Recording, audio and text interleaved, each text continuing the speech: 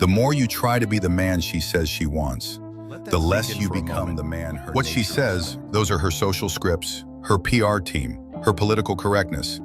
But what she really wants? That's ancient, primal, and cold. It doesn't negotiate, it doesn't care about your intentions.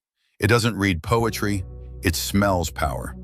Now you think you're the good guy in her life, but if you've ever been dumped after giving her everything, here's the brutal diagnosis. You gave too much and became nothing. You stopped being the mountain and turned into the mud. That's exactly what Schopenhauer was screaming about when he said, men are, by nature, more capable of objectivity, while women act more as instruments of the species. What's he saying here? You're not being rejected because you're unworthy. You're being rejected because your devotion made you useless to her instincts. Do you remember the first time she looked at you like you were a god? Not just cute, not just charming, but sacred.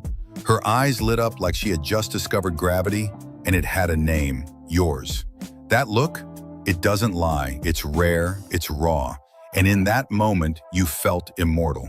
You felt like the man finally seen, not for your job title, not for your bank account, but for something deep inside you that even you didn't fully understand.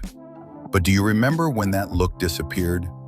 Here's the twist. You didn't do anything wrong. In fact, you were more loving, more present, more attentive than ever before.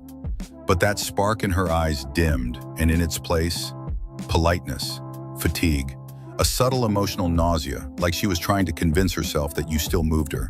But you didn't, and neither of you could admit it. The truth is, the version of you she worshipped was never the one who tried so hard to keep her. It was the man who was already whole before she came along. It was the man who didn't need her, but invited her into his life.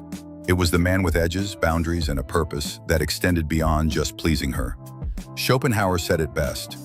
A man can be himself only so long as he is alone. And if he does not love solitude, he will not love freedom. Do you know why that's terrifying? Because most men today are not free, not truly.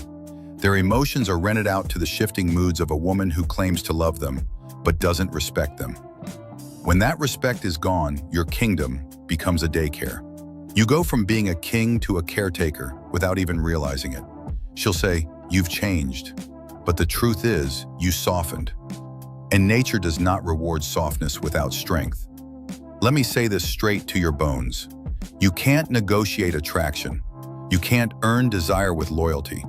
You can't beg your way back into the throne you once sat on with ease. The game is rigged, but it's not broken. The problem is that you were never taught the rules. You were taught to interpret her words literally.